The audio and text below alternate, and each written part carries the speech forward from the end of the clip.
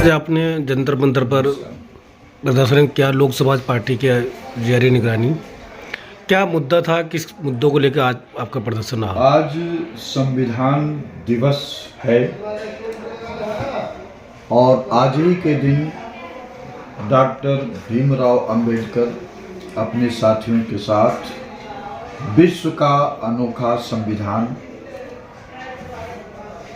राजेंद्र प्रसाद और उनके साथियों को सौंपे थे। और इसी दिन भारतीय संविधान को स्वीकार किया गया था, अंगीकार किया गया था, एडॉप्ट किया गया था और लागू 26 जनवरी 1950 को किया गया। तो इस शुभ अवसर पर लोक समाज पार्टी ने एक नया मुद्दा, जो देश में एक ज्वलंत मुद्दा है, ये कि आज़ादी के 76 साल बीतने के बावजूद आज पूरे देश में दोहरी शिक्षा प्रणाली लागू है। और इसी प्रकार स्वास्थ्य के जगत में देखा जाए, क्षेत्र में, भारत में, तो वह भी एक प्रकार की दोहरी स्वास्थ्य व्यवस्था लागू है। जितने भी गरीब परिवार के लोग होते हैं, वे अपने बच्चों को सरकारी प्राइमरी स्कूलों में पढ़ाने को मजबूर होते हैं और जो अमीर परिवार के बच्चे होते हैं या जागरूक परिवार के बच्चे होते हैं, वे कॉन्वेंट प्राइवेट स्कूलों में पढ़ाते हैं। इसी प्रकार जो गरीब परिवार के कोई सदस्य बीमार हो गए तो उनको, उनकी हैसियत, उनका दौड़ सिर्फ सरकारी अस्पतालों तक होता है और अमीर के लोग जो होते हैं वे कैसे भी है अपना बड़े बड़े प्राइवेट अस्पतालों में पहुंच जाते हैं। यहाँ तक कि ये भी देखा गया कि कोई वीआईपी हो, चाहे एमपी हो, एमएलए हो, नौकरशाह हो, बड़े बड़े हाई कोर्ट, सुप्रीम कोर्ट के जज हों, गवर्नर हों, अगर ये बीमार पड़ते हैं तो इनकी जो स्वास्थ्य व्यवस्था है 2-4 दिन, हफ्ते में एकदम ठीक होकर के वापस आ जाते हैं, वो भी सरकारी खर्चे पर। जबकि वहीं एक गरीब परिवार जो देश में करोड़ों की संख्या में रहते हैं, वे जब बीमार होते हैं तो सरकारी अस्पताल में कभी एक्सरे मशीन है तो कभी लैब नहीं है और बहुत सारी परेशानियां होती है, डॉक्टर नहीं है, ये सब होता है, जिसके कारण अगर होते भी हैं तो उनको लंबा समय देते हैं। किसी का ऑपरेशन को तो 2-3 महीना का डेट दिया जाता है। तो ये परेशानी आज देश के सामने है। लोक समाज पार्टी के साथी एक राष्ट्रीय महासचिव श्री बचन सिंह करोतिया जी हैं, वो हमसे बात किए, चिंतन किए कि भाई इस समस्या को लोक समाज पार्टी के माध्यम से उठाया जाए। उन्होंने कहा, जब नरेंद्र मोदी जी देश के प्रधानमंत्री होकर वन नेशन वन इलेक्शन की बात कर रहे हैं, उनका फोकस अभी कई महीना पहले यही था कि वन नेशन वन इलेक्शन। तो आज जो जरूरत है, वन नेशन वन इलेक्शन इतना महत्वपूर्ण नहीं है जितना पूरे देश में one nation one education and one nation one health system, ये इंप्लीमेंट किया जाना चाहिए। नरेंद्र मोदी जी जो आयुष्मान योजना 2017 में के बाद वो लगाए हैं, तो 2020 का जो उन्होंने, जब कोरोना का समय था तो तत्कालीन वित्त मंत्री, आज भी है वही वित्त मंत्री, निर्मला सीतारमण जी ने कहा कि 1.5 साल के अंतर्गत 14,000 करोड़ रुपया भारत सरकार ने आयुष्मान योजना पर खर्च किया। तो एवरेज मानिए कि 1 साल में 10,000 करोड़ खर्च हो रहा है।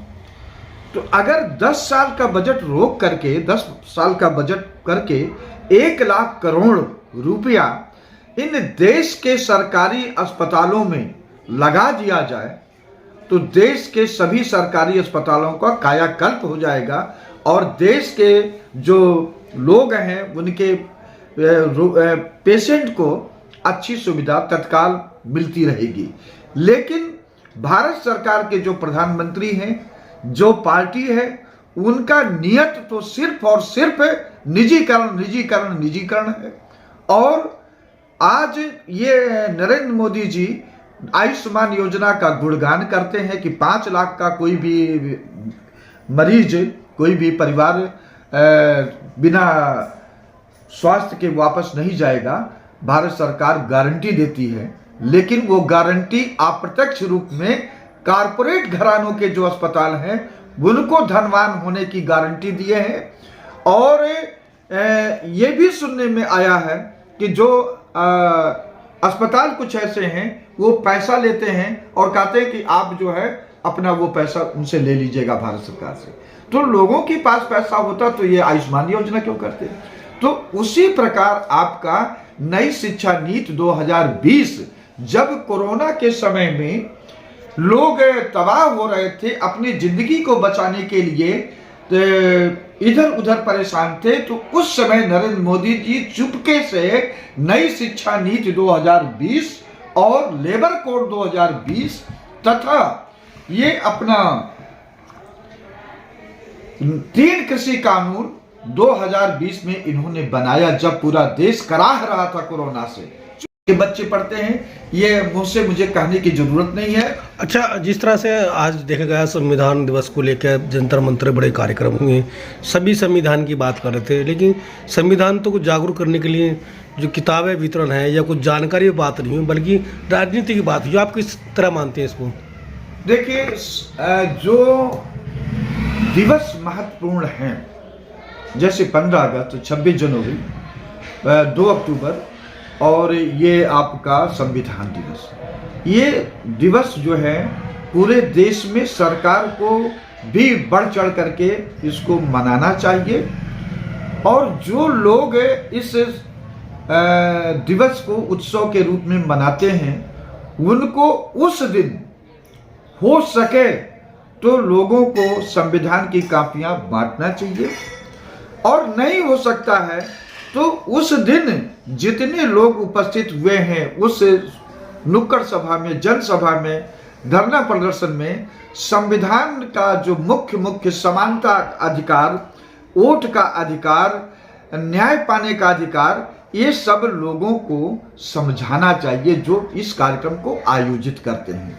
आज हम लोग जंतर मंतर पे ये कार्यक्रम किए और जहां तक हमको जानकारी थी है उसको लोगों में समझाने का प्रयास किए हैं। और ये संविधान दिवस सिर्फ एक दिन से काम नहीं चलेगा, इसको निरंतर सतत गांव-गांव, शहर-शहर, खेत खलिहान में लोगों को जाकर के संविधान के प्रति जागरूक करना चाहिए। डॉक्टर भीमराव अंबेडकर जो कैसी परेशानी में जो संविधान सभा में लोग बैठे हुए थे, वे नहीं चाहते थे कि दलित आदिवासी को विधायिका में रिजर्वेशन दिया जाए, वो नहीं चाहते थे कि दलित आदिवासी को या ओबीसी को वोट का अधिकार दिया जाए।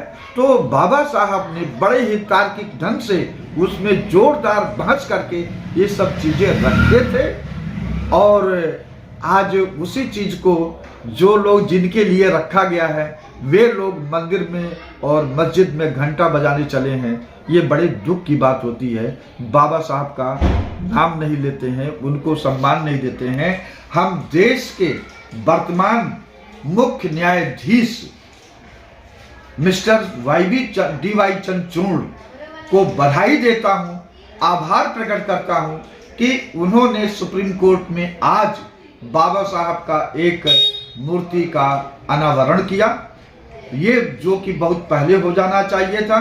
और ये भी मैं कहता हूँ बाबा साहब का प्रतिमा हर डिस्ट्रिक्ट कोर्ट में, हर हाई कोर्ट में लगनी चाहिए, ताकि लोगों को ये जानकारी हो सके कि कैसे उन्होंने अपना ये देश के संविधान बनाने में योगदान दिया।